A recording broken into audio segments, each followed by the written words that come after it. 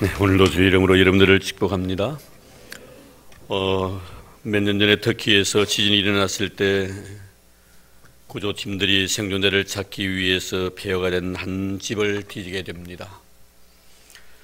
그 집을 뒤전 중에 흙더미 속에서 상체가 앞으로 기울어진 채 기도하는 모습에 웅크리고 있는 젊은 여성을 발견하게 됩니다.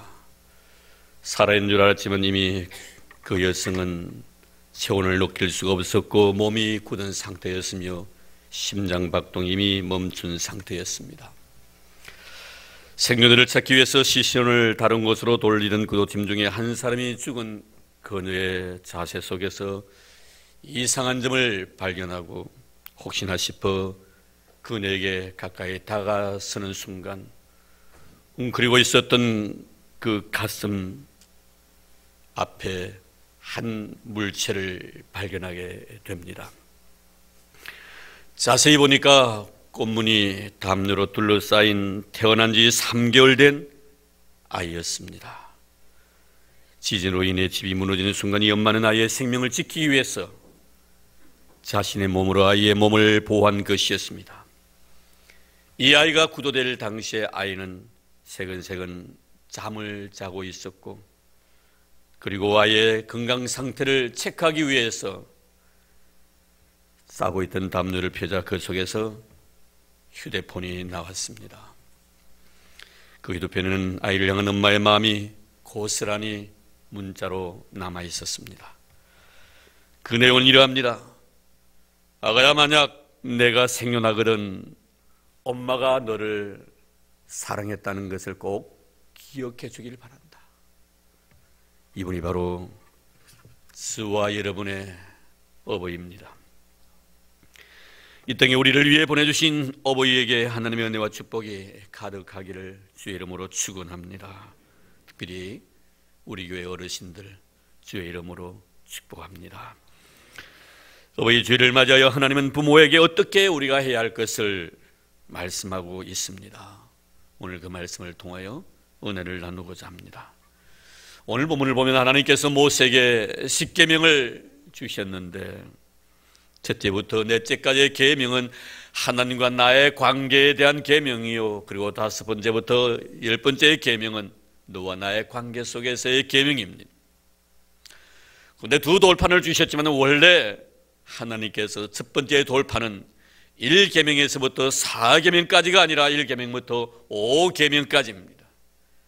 그리고 두 번째 돌판은 6계명부터 10계명까지의 내용이 기록이 되어 있었습니다. 근데 놀랍게도 왜 하나님께서는 하나님과 나의 관계 속에서 주어진 하나님에 대한 계명이 1계명부터 4계명까지 첫째 판에 새겨지고, 그리고 너와 나의 관계 속에 제일 먼저의 계명인 부모 공경을 첫 번째 돌판에 하나님에 대한 계명과 같이 새겨두셨는가? 이것은 신앙과 효를 하나님은 동일선상에서 말씀하고 있다는 의미입니다. 그래서 신앙인은 효한다는 것입니다. 다시 말씀드리면 효하지 아니하는 자는 신앙인이라고 말할 수가 없다는 것을 밝히고 있습니다. 우리 주님은 이 말씀에 대한 증거로서 마가복음 7장 11절 12절 말씀에 보면 고르반에 대한 말씀을 가지고 당시 잘못된 신앙관을 가지고 있었던 많은 사람들을 책망하고 있는 내용을 볼 수가 있습니다. 이 말씀을 보면은 마땅히 부모에게 드려야 될 것을 고르반 하나님께 드림이 되었다 이렇게 하면은 내가 부모에게 효하지 아니해도 하나님께 내가 드림이 되었기 때문에 그것을 통해서 내가 보상받을 수 있다라고 생각했던 잘못된 신앙, 이것을 주님께서는 지적하시고 꼬집으십니다.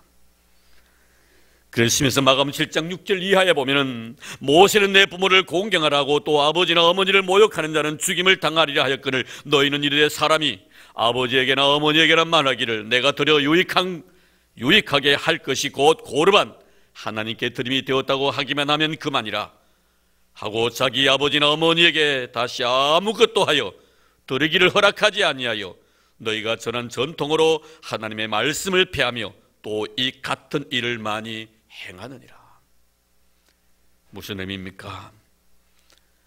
오늘날 우리의 신앙생활을 적용시킨다면 우리가 주일날 주님 앞에 나와서 11조 생활 잘하고 감사 생활 잘하면 자식이 부모의 필요를 충족시켜주지 아니해도 된다는 이런 잘못된 신앙을 꼬집고 있는 내용입니다.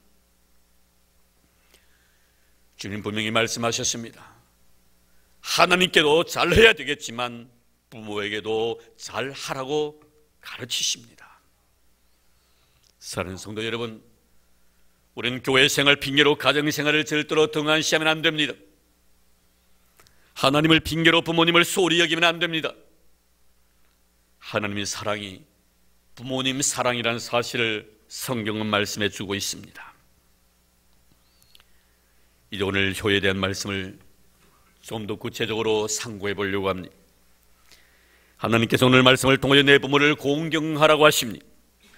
효란 부모님의 말씀에 공경하는 것, 이것이 바로 효라고 가르치십니다. 여기서 공경이라는 단어는 히브리어 카베드라는 단어입니다. 이 뜻은 무겁다는 뜻이며 존귀하다는 그런 뜻을 가지고 있는 단어입니다. 그러나 효라는 것은 부모님의 말씀을 중하게 여기는 것입니다. 무겁게 여기는 것, 이것이 바로 효입니다. 부모님의 말씀에 무게를 두어야 합니다. 이런 자에 대해서 바울은 에베소서 6장 3절 말씀에 보면 내가 잘 되고 땅에서 장수하리라. 부모님의 말씀에 무게를 두고 부모님의 말씀을 중하게 여기는 자에게 하나님께 이 땅에서 잘 되고 장수하는 복을 주시겠다고 약속하셨습니다. 우리 성경 말씀을 통하여 부모의 말씀에 무게를 두고 그 말씀을 중하게 여긴 자녀들이 하나님 앞에 복을 받은 것을 많이 보게 됩니다. 이렇게 하는 것은 자신에게도 복이 되지만 부모에게도 큰 복이 되는 것이지. 우리는 먼저 아브라함의 아들 이삭에게서 이 사실을 봅니다. 이삭은 아버지의 말씀을 항상 중하게 여겼습니다.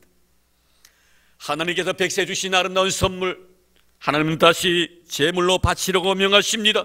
아브라함은 아침 일찍 아들 이삭의 손을 잡고 하나님이 지시하신 모리아산을 향하여 걸어갔습니다. 그이도 3일 길을 지납니다. 하지만 아들은 한마디도 불평하지 않습니다. 그리고 그런 아버지에게 묻죠. 왜 아버지 제물은 준비하지 아니하셨습니까? 그래, 제물은 하나님께서 하나님 당신 자신을 위하여 미리 다 준비해 주셨느니라. 예, 아버지 알겠습니다. 모리아산에 이르러서 아버지께 자신을 위하여 하나님께서 제물로 바치라고 명하신 이 귀하고 아름다운 사실에 실체를 옮기기 위하여 그 자식을 결박합니다. 거부하지 않습니다.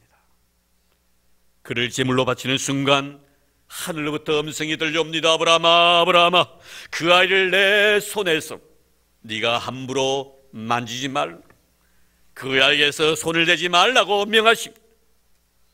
그로 인하여 그의 아버지 아브라함은 하나님 앞에 큰 복을 받는 사람이 됩니다. 이제서야 내가 나를 경외하는 줄 아노라. 그리고 난 뒤 하나님은 유아일의 복을 그에게 주셨고 선하 만민이 뇌 씨로 인하여 복을 받을 것이라고 말씀해 주셨습니다. 이것뿐만이 아닙니다. 아버지의 말씀에 잘 순종했던 이삭 역시도 엄청난 복을 하나님께 받게 됩니다.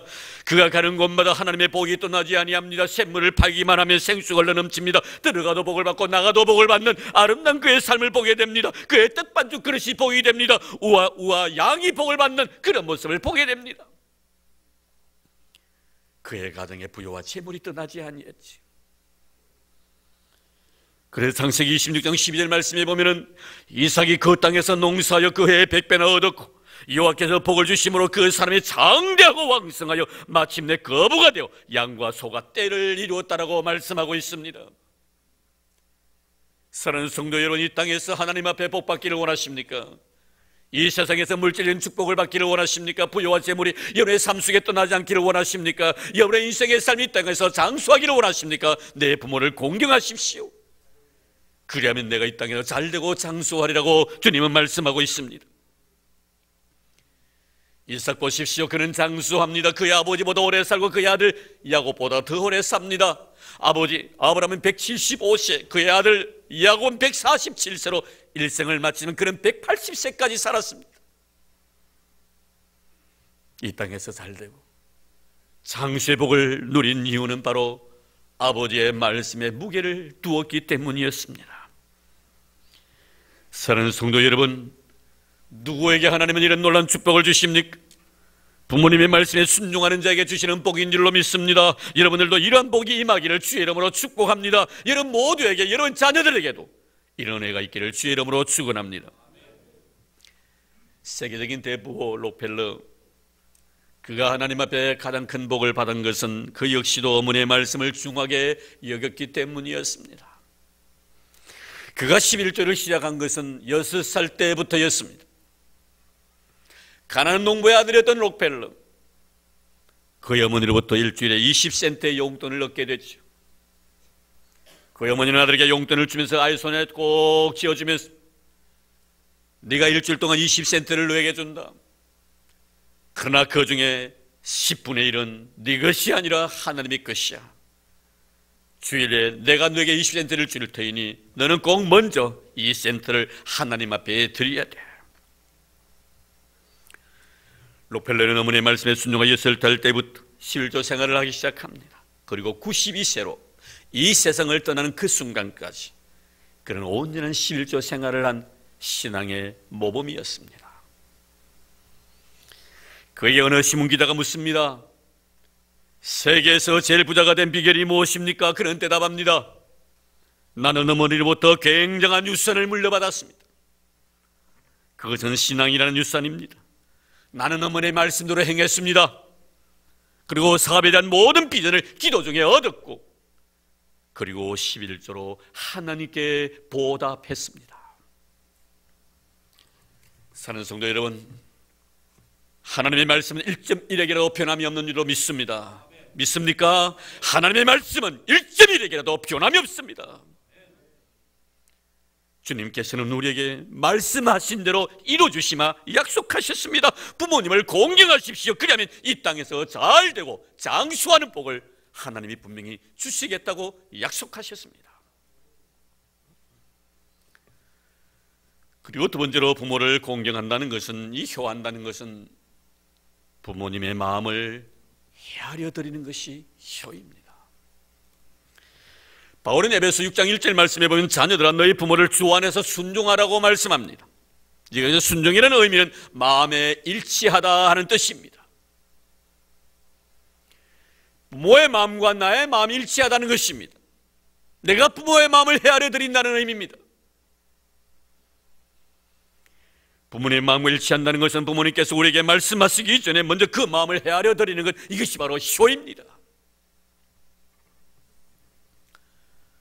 얼마 전에 저희 이모님과 전화 통화를 한 적이 있었습니다. 교회 집사님이십니다. 연세가 높으십니다. 다리가 너무 불편하셔서 거동할 수 있는 힘이 없습니다. 그래서 겨우겨우 교회에 걸어가십니다. 제게 이렇게 말씀하시더라고요. 네한테는 내가 말하지만 내 자식들에게는 다 말 못한다. 아무리 아프다고 말 못한다. 그런 이 자식들은 내가 건강한 줄 안다. 그런 것 같습니다. 제 사촌 동생뿐이겠습니까? 이 시간에 우리 모두가 그렇지 않습니까? 부모들은 다 말 못합니다. 내가 그 마음을 헤아려 드려야 합니다. 이것이 효인 줄로 믿습니다. 저희 친구 목사가 카톡에 이런 글을 남겼습니다. 제목은 저기 우리 어머니가 오십니다라는 그런 글입니다. 퍼왔다고 합디다. 오래전 시애버스 안에 벌어진 일로 그것은 불과 10여 분 안팎의 일이었다. 버스 기사가 시동을 걸고 막 출발하려고 하는데 승객 중 한 사람이 버스를 타는 사람을 발견하고 말한다. 저기 웬 할머니가 오신다. 버스 기사가 바라보니 제법 떨어진 거리에선 한 할머니가 무언가 머리에 이고 버스를 향해 종종 걸음으로 다가오고 있었다. 어서 출발합시다, 기사 양반. 언제까지 기다릴 겁니까? 버스를 타고 있던 승객들이 바쁘다면서 출발하자고 재촉을 한다. 그러다 버스기사가 차분한 말로 이렇게 말합니다. 저기 우리 어머님이 오십니다. 조금 기다렸다 같이 가시지요. 승객들은 아무 말 하지 않냐고 할머니가 오실 때까지 기다린다. 그때 창가에 앉아있던 한 청년이 일어나더니 창문을 열고 할머니를 향해 달려나간다. 그리고는 할머니의 머리에 있던 짐을 내려서 어깨에 울러매고는 할머니의 손을 잡고 쟁걸음으로 버스에 올라탄다. 모든 승객들은 그 장면을 보고 박수를 친다. 물론 그 할머니는 기사의 어머니도 그 청년의 할머니도 아니었다. 그러면서 그 다음에 이런 글을 남겼습니다. 저도 엄마 생각을 하면 마음이 아려옵니다. 눈물이 날 때도 참 많습니다. 철없던 시절 어린 마음에 엄마는 그래도 되는 줄 알았습니다. 하루 종일 밭에서 죽으라 힘들게 일을 해도 엄마는 그래도 되는 줄 알았습니다.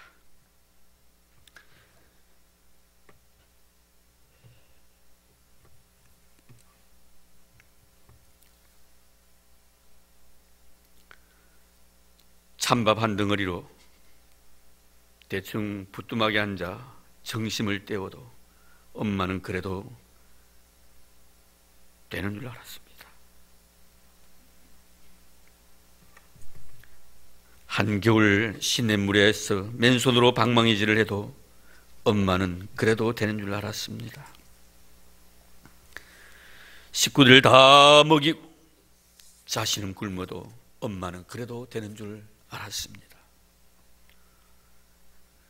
손톱이 깎을 수 없이 다 닳아 문드러져도 엄마는 그래도 되는 줄 알았습니다. 아버지가 화를 내고 자식들이 속을 썩여도 내색하지 않는 엄마는 그대로 되는 줄 알았습니다.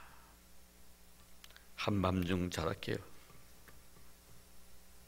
방구석에서 한없이 소리 죽여 홀로 울고 계시는 엄마를 본 후로는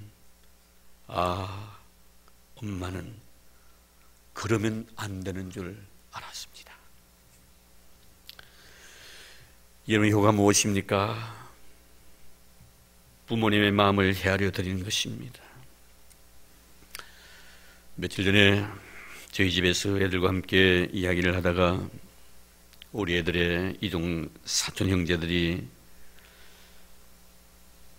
자기의 부모들에게 참 잘한다는 이야기를 제가 동시를 통해서 듣게 되었습니다. 그래서 그 이야기를 우리 애들에게 해드렸습니다. 이행을 가려하면 용돈도 드리고 부모의 필요를 미리 알고 챙겨주는 이야기하며 이런저런 이야기를 하면서 그 모습이 얼마나 예쁘고 착해서 그저 좋았어. 우리들에게 그저 던진 이야기를 했는데 우리 막내 왈 누나 잘 들어라. 아빠가 누나를 보고 그렇게 하라고 하는 말이야. 그래서 한바탕 웃었습니다. 실화입니다. 사남매를 남부럽지 않게 키운 아버지가 계셨죠. 다 대학까지 공부도 시켰고 결혼을 시켜서 가정을 이루게 했습니다. 이제 좀 편안하게 살라 했는데 생각지도 아니하게 자신이 중병에 걸렸다는 사실을 홀로 알게 됩니다. 하루는 자식들을 불러 놓고 말을 합니다. 내가 너희들을 다 키워놓고 시집장가 다 보내고 너희들도 아는 바와 같이 사업을 한다고 하다가 이 아비가 빚을 지게 되었네. 이제 나이도 먹고 하다 보니 이 빚을 갚을 길이 없구나. 너희들이 대신해서 좀 갚아주렴. 너희들 앞에 내가 하얀 백지를 두었노라. 이 종에다가 너희들이 내 대신해서 빚을 어느 정도 갚을 수 있을는지 작정해서 돈을 써라. 자식들은 아버지의 요구에 서로 얼굴만 바라보고 있었습니다. 이때 형제 중에서 가장 가난하게 살던 둘째 아들이 5천만 원 하고 씁니다. 그러자 나머지 자식은 그래도 형편이 괜찮은 것 같은데 마치 경매 가격을 매기듯이 큰아들 2천만 원, 셋째 아들 1,500만 원, 그리고 막내딸 1,000만 원을 써냈습니다. 몇 날이 지나고 난 뒤에 이 아버지는 다시 자식들을 불러 모읍니다. 아마 기분이 꽤 좋지 않았던 모양입니다. 우리가 써낸 돈이 너무 적어서 더 써내라고 하는가 싶어서 그렇게 기분 좋은 마음으로 자신 아닌 것 같습니다. 그런데 아버지는 그들을 바라보시고 이렇게 말합니다. 얘네가 살 날이 얼마 남지 않았다. 내가 가지고 있는 이 자그마한 재산, 이것 때문에 너희들끼리 반목하고 싸울까봐 전 재산을 정리하고 공정까지 마쳤다. 지난번 너희들이 종이에 적어둔 액수의 5배로 분할해서 유산을 주련다. 첫째, 너 2천만 원 내 빚 갚아준다고 썼으니 5배 1억 가져가라. 둘째, 참 구창 가운데서 너는 이 아버지를 참 생각 많이 해주었구만. 네 5천만 원 썼지. 5배 2억 5천 너에게 주마. 셋째, 제법 그렇게 괜찮은데 1,500만 원 썼구나. 5배 7,500만 원 주마. 막내딸, 그도 신랑 좋은 직장 다니면서 괜찮게 부유하게 살면서 너는 고가 1,000만 원이냐? 그래 5배 5천만 원 가져가라. 가장 가난했지만 아버지의 마음을 헤아린 둘째에게 가장 많은 유산을 물려주었다는 이야기입니다. 효라는 것은 모의 마음을 이해하는 것입니다. 우리는 루키스를 보면서 루시라는 한 여인이 하나님 앞에 엄청난 복을 받게 됩니다. 그는 이방 여인이었습니다. 모압 여인이었습니다. 나오미라는 한 여인, 그에게는 남편 엘리멜렉이 있었고 두 아들 말론과 기론이 있었습니다. 그들이 살고 있었던 베들레헴의 기근이들로 인하여 모압 땅으로 이주를 하게 됐고 그곳에서 살은 남편과 그리고 두 아들에게는 두 자부를 이렇게 짝지어줘서 가정을 이루게 해주었습니다. 말론에게는 오르바, 그리고 기론에게는 루시란 여인이었습니다. 불행히도 이 나오미에게는 남편이 먼저 이 세상을 떠나게 되고 뒤이어서 두 자녀도 먼저 하나님 나라에 가게 됩니다. 이제 남은 사람은 시어머니와 자부 두 사람, 여자 세 사람만 남았습니다. 나오미가 두 자부를 부릅니다. 이제 내가 모든 거 다 잃어버리고 내가 가야 될 길을 가야 되겠다. 내 고향 베들레헴으로 가야 되겠다. 아직도 너희들은 젊으니 좋은 남자, 장래성 있는 남자를 다시 만나서 아름다운 가정을 이루어서 너희 꿈을 이루어 나가라고. 어머니 그렇게 소원하게 말씀하지 말라고. 아니다, 내 진심이다. 결국 첫째 자부였던 오르발은 자기가 가야 될 길을 가고맙니다. 근데 문제는 둘째 자부 루시였습니다. 어머니 저는 갈 수 없습니다. 아니다, 너 형도 갔다 너도 가거라. 아닙니다 어머니, 제가 갈 수 없습니다. 그러면서 루키서 1장 16절 17절 이렇게 말합니다. 루시는 내게 어머니를 떠나며 어머니를 따르지 말고 돌아가라. 강근하지 마옵소서. 어머니께서 가시는 곳에 나도 가고 어머니께서 머무시는 곳에 나도 머물겠나이다. 어머니의 백성이 나의 백성이 되고 어머니 하나님이 나의 하나님이 되시리니 어머니께서 죽으시는 곳에서 나도 죽어 거기 묻힐 것이라. 만일 내가 죽는 일을 위해 어머니를 떠나면 여호와께서 내게 벌을 내리시고 더 내리시기를 원하나이다. 이미 룻은 홀로 된 어머니의 마음을 읽고 있었습니다. 헤아리고 있었습니다. 얼마나 내가까이 떠나시며 이러오실까. 긴 밤을 눈물로 밤을 지새우실 터인데 작은아마 내 마음이 어머니의 마음에 머물러서 어머니 위로가 돼주고 싶었던 룻의 마음. 결국 나오미는 이 룻을 데리고 베들레헴으로 돌아갑니다. 거기서 보아스라는 사람을 만나게 되고 보아스의 아내가 됩니다. 이 보아스가 바로 다윗의 정조부입니다. 그러므로 룻은 다윗의 정조부가 되었고 메시아의 계보를 이어갔던, 하나님 앞에 이 세상에 가장 축복을 많이 받았던 여인이 되었다는 것을 우리는 성경을 통하여 잘 기억하고 있습니다. 왜 이토록 하나님께서는 이 효부 룻에게 이런 복을 주십니까? 그것은 바로 부모의 마음을 헤아렸기 때문입니다. 사랑하는 성도 여러분, 효는 바로 부모의 마음을 헤아려 주는 것입니다. 그러므로 말미암아 하나님께 여러분이 주시고자 원하시는 이 놀라운 축복들을 받아 누리는 여러분 되기를 주의 이름으로 축원합니다. 이제 우리는 오늘의 말씀을 마무리 지어야 할 시간이 다 되어가는 것 같습니다. 그렇다면 나에게 있어서 부모는 어떠한 존재인가? 우리가 사무엘하서 18장 말씀을 보면 다윗의 삶을 통하여 부모는 자식에게 어떤 존재인가를 명확하게 밝히고 있습니다. 다윗에게는 여러 명의 아들이 있었습니다. 그러나 다윗은 마음에 두었 참 매력적이고 장래성 있고 꿈이 있고 비전이 있는 한 아들을 깊이 바라봅니다. 잘생겼습니다. 키도 컸습니다. 건장했습니다. 무슨 일이든지 할 수 있는 능력을 가진 자식으로 생각했었습니다. 그가 바로 압살롬입니다. 아버지의 압살롬 자식에 대한 마음은 있도록 사랑으로 가득 차 있었지만 그는 결국 자신의 야망을 이루기 위하여 아버지의 자리를 노리고 반란을 일으키고 아버지의 목에다 칼을 댑니다. 배은망덕한 아들이 되고 맘대 잠깐 동안 그런 왕위를 찬탈하지만 전세는 결국 기울어지게 되고 다윗은 자기의 사랑했던 아들 압살롬의 운명을 이미 그는 헤아리고 있었습니다. 그의 신복이었던 요압을 부릅니다. 요압, 결코 내 아들 압살롬에게 손을 대지 말게, 그의 생명을 해하지 말게. 하지만 요압은 압살롬을 처단해버립니다. 이 소식을 접했던 다윗의 통곡 소리를 한번 들어보십시오. 사무엘하서 18장 33절 34절 말씀입니다. 왕의 마음이 심히 아파 문이층으로 올라갔으오니 그가 올라갈 때 말하기를 내 아들 압살롬아 내 아들 내 아들 압살롬아 차라리 내가 너를 대신하여 죽었다면 압살롬 내 아들 내 아들아. 이분이 여러분 우리의 아버지십니다. 나는 아버지를 배반하고 나는 아버지를 버릴 수 있어도 아버지는 결코 자식을 버리지 않습니다. 어느 곳에 어머니와 아들이 살았습니다. 그래도 어느 날 이 청년이 뜻하지 아니하는 교통사고로 인하여 두 눈을 잃게 되지요. 분노와 절망 속에서 하루하루를 보내는 동안에 누군가 이 청년에게 눈 하나를 제공했다는 이 소식을 전합니다. 하지만 이 청년은 상상해 봅니다.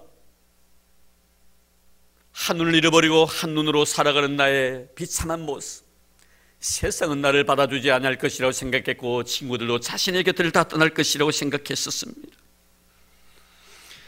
그러면서 그의 곁에서 간호를 하고 있는 어머니에게 이렇게 말합니다. 엄마, 나는 어떻게 이 세상을 살아 나를 애꾸 병신이라고 부르면 이 세상이 나에 대해서 그렇게 대한다면 내가 어떻게 살아갈 수 있느냐고 절망합니다. 어머니는 아들의 이야기를 들으면서 아무런 말씀이 없습니다. 그의 시간이 흘러 이 시간 눈을 감았던 붕대를 풀게 됩니다. 그리고 그의 아들 앞에 보인 그 어머니의 얼굴은 한눈이 없는 모습으로 자신 앞에 나타난 것입니다. 어머니는 말없이 자신의 얼굴을 보고 있는 아들에게 이렇게 말합니다. 아들아, 나는 너에게 두 눈을 다 주고 싶었다. 하지만 내가 만약에 네 앞에서 장님이 된다면 장님이 된 내 몸뚱아리가 오히려 너에게 짐이 될까 봐. 하시면서 아들을 쳐다보시고 하염없이 눈물만 흘리고 계셨습니다. 사랑하는 성도 여러분, 이분이 바로 저와 여러분의 어머니입니다. 하나님 우리에게 말씀하십니다. 내 부모를 공경하라. 그러면 내 하나님 여호와가 내게 준 땅에서 내 생명이 길리라. 부모 공경 잘 하시기를 바랍니다. 부모 공경은 부모의 말씀에 무게를 두는 것입니다. 부모님의 말씀을 중시 여기는 것입니다. 부모 공경은 부모님의 마음을 헤아려 드리는 것입니다. 이렇게 부모 공경함으로 하나님 앞에 축복받는 저와 여러분의 삶이 되기를 주의 이름으로 축원합니다. 이제는 마지막으로 아마 곧 자막이 나올 거예요. 방송실 자막을 띄워주시기 바랍니다. 제가 이 자막에 여러분 노래가 나올 겁니다. 이 노래는 양준홍 작사, 이홍열 씨가 작곡한 우리가 너무나 절리 불렀던 어머니의 마음. 오늘 먼저 돌아가신 어머님을 생각도 해보고 지금 생존해 계시는 여러분의 어머니를 생각하면서 이 노래를 한번 부르고 설교를 마칠까 합니다. 나실 때 괴로움 다 잊으시고 기르실 때 밤낮으로 애쓰는 마음, 우리 이 노래 부르겠습니다. 1절만 부르겠습니다.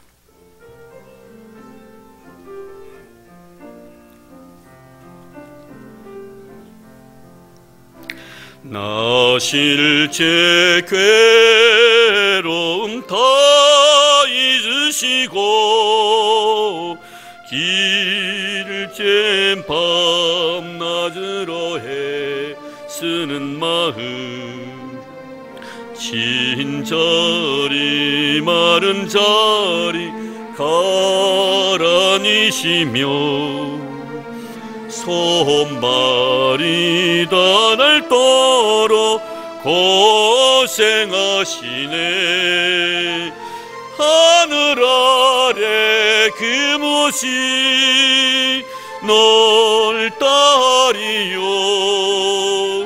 어머님의 희생은 가히 없어라.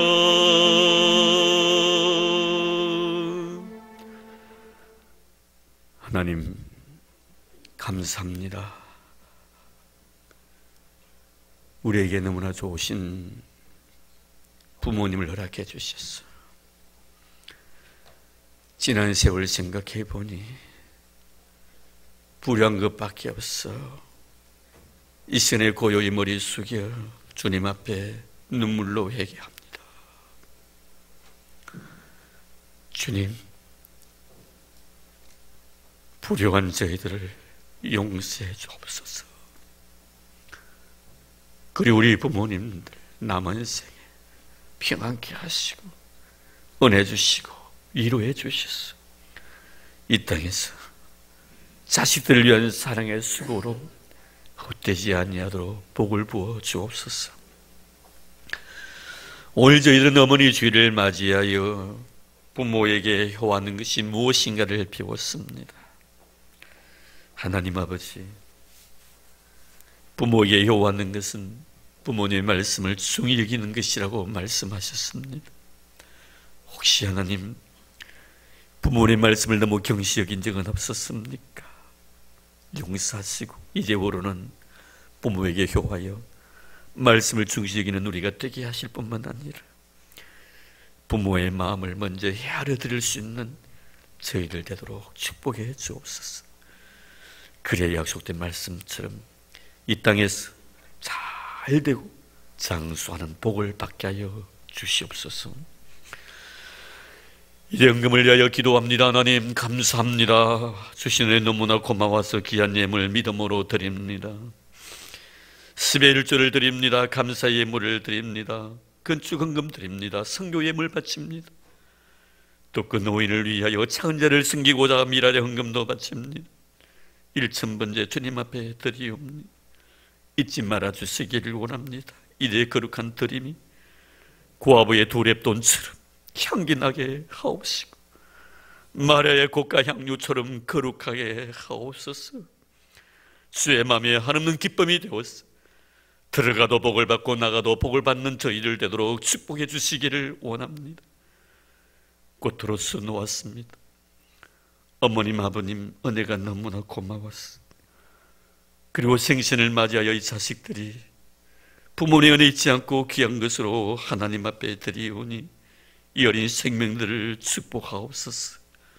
이날까지도 복 주셨는데 앞으로 더 큰 복 주시고 엄마 아빠가 받았던 복보다 이를 더 받아 그 복을 받아 누리게 하여 주옵소서. 엄마 아빠가 누렸던 은혜보다 이들이 더 큰 은혜를 누리게 주님 도와주시고, 하나님께 엄마 아빠가 받았던 사랑보다 이 자식들이 하나님의 사랑을 더 받아 누리도록 축복해 주옵소서. 이들 걸어가는 길을 시온의 들어처럼 열어주시고, 형통의 복을 더 입혀 주시옵시고, 부모가 제단 앞에 무릎 꿇고 이들을 위하여 기도하는 모든 기도의 제목들마다 이들의 삶 속에 응답되어지도록 복을 부어 주시옵소서. 삶 속에 꽃과 같이 향기로운 생이 되게 하시고, 아름답게 하시고, 모든 사람들에게 보임받는 저희들 되게 하여 주시옵소서. 고맙습니다 하나님 아버지. 감사합니다 하나님 아버지. 저희들 주님 앞에 믿음으로 바친 이 아름다운 물질들 기억해 주심을 감사합니다. 만배나 갚아주실 줄로 믿습니다. 하늘의 신령한 복과 땅의 기름진 것으로 채워주실 줄로 믿습니다. 만복의 거룩하신 우리 하나님께서 우리 교회 우리 성도의 복을 주심을 감사드리오며 예수님 이름으로 기도드리옵나이다. 아멘.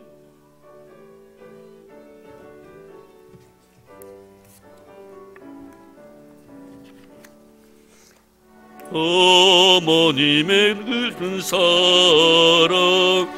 귀하고도 귀하다.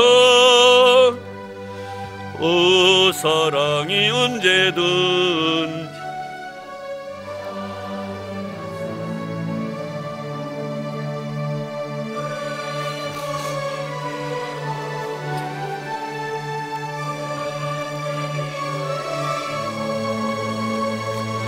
내가 기뻐 웃을 때에 찬송 부르십니다.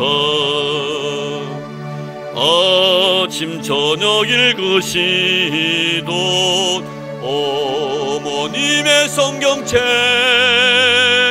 손때 남은 구절마다 모습 본 듯합니다. 믿는 자는 누구든지 영생함을 얻으리. 들려주신 귀한 말씀 이제 힘이 됩니다. 홀로 누워 괴로울 때 헤매다가 지칠 때 부르시던 찬송 소리 귀에 살아옵니다. 반석에서 샘물 나고 황무지에 꽃피니 예수님과 동행하면 두려울 것 없어라. 온유하고 겸손하며 올바르고 굳세게 어머니의 뜻받들어 보람있게 살리라. 풍파많은 세상에서 선한 싸움 싸우다 생명신에 흐르는 곳 길이 함께 살리리. 1절만 하면 더 합니다.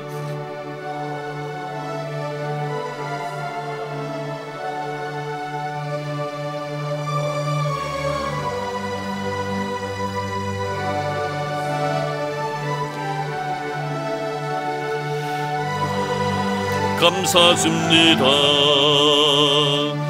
내가 울 때 어머니는 주께 기도드리고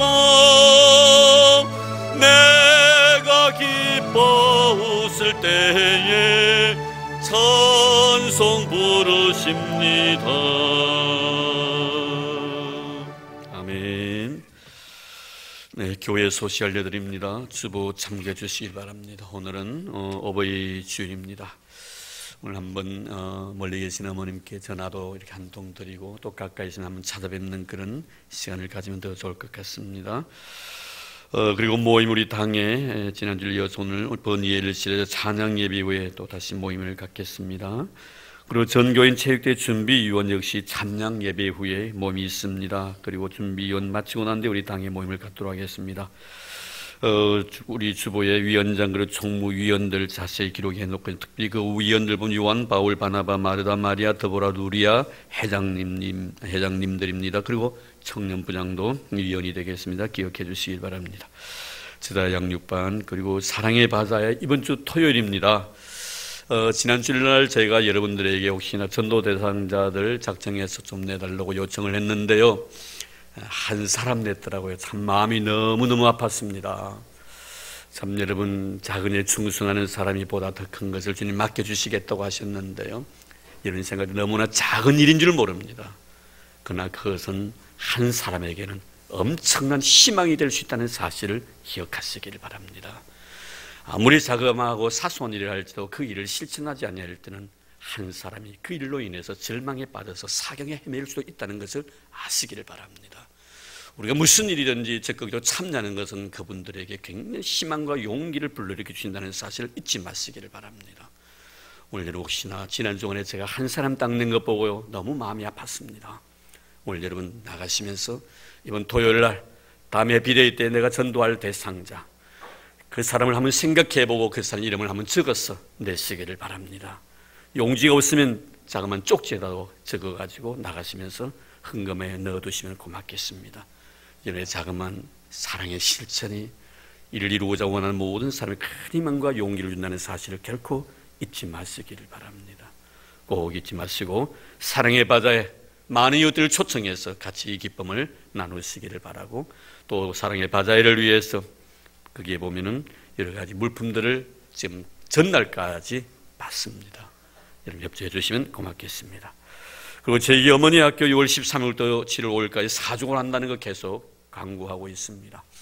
힘겹고 어렵지만도 이를 계속 추진해 나갈 것입니다. 기도 많이 해주시고요, 또 여러분 귀한 강사님 오셔서 말씀도 또 전해주시기 때문에 은혜도 많이 받으시기를 바랍니다. 이번에 가정의 회복의 역사가 이번 기회를 통해 꼭 이루어지기를 바라고요, 어머니가 새로워져야만이 가정이 새로워진다는 사실을 잊지 마시기를 바랍니다. 자녀에 대한 많은 기대를, 또 남편에 대한 기대를, 가정에 대한 기대를 가지고 있는 어머니들, 여러분 정말 우리 어머니가 어떻게 살아가야 될 것인가, 단순히 자식들이 공부 잘하는 것만 가지고 만족해하지 마시기 바랍니다. 모릅니다. 여러분 신앙으로 키워야 됩니다. 잊지 마시기를 바랍니다. 그래서 오늘 보면 우리 교회 보면 참 공부 잘하는 아들이 많아서 너무너무 감사해요. 오늘도 보니까 우리가 늘 새벽마다 이 자녀들을 위해서 기도하고 있습니다. 공부 잘하게 해달라고, 신앙생활 잘하게 해달라고, 하나님 중심, 교회 중심, 그리고 말씀 중심으로 잘 자라게 해달라고 기도하고 있습니다. 우리 교회 보면은 우리 장이 한승은 집사님의 아들, 또 상이 장기륜 집사님의 아들, 그리고 민혁이 김희선 집사님의 아들, 그리고 호윤이 우리 유미혁은 우리 성도님의 아들, 그리고 우리 수연이 우리 도경빈 박기범 집사님의 딸, 다 정교해서 1, 2, 3등 하는 애들이에요.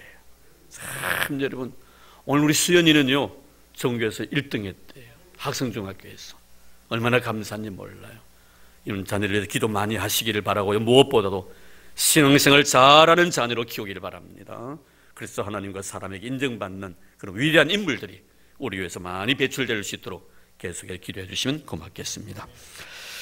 그리고 70세 이상 되시는 우리 어르신들, 우리나라 나이로 70세 이상 되시는 어르신들이 저희 보니까 33명이셨습니다. 저기 출석하시는 분들입니다. 그래서 우리 재정부장 장로님, 우리 정성기 장로님께서 장모님은 식사비입니다. 너무 약소해서 너무 죄송한데요, 저희 교회 형편상 많은 것을 드리고 싶었습니다. 그러지 못했음을 양해해 주시고 식사 한 끼 따뜻한 그저 매운탕 한 그릇 이렇게 사 드시라고 저희들이 자그만 약손 일금을 준비했습니다.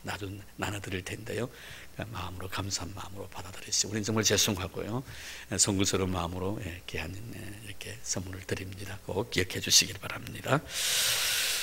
그리고 우리 바다의 준비를 위해서 이전대 회원들 많이 참여해 달라고 합니다. 찬양 예배 후에 기억해 주시고요. 오늘 떡은 우리 김은규 권사님께서 부모님 연회에 감사하는 마음으로 떡을 준비했습니다. 고마움의 박수로 표하겠습니다.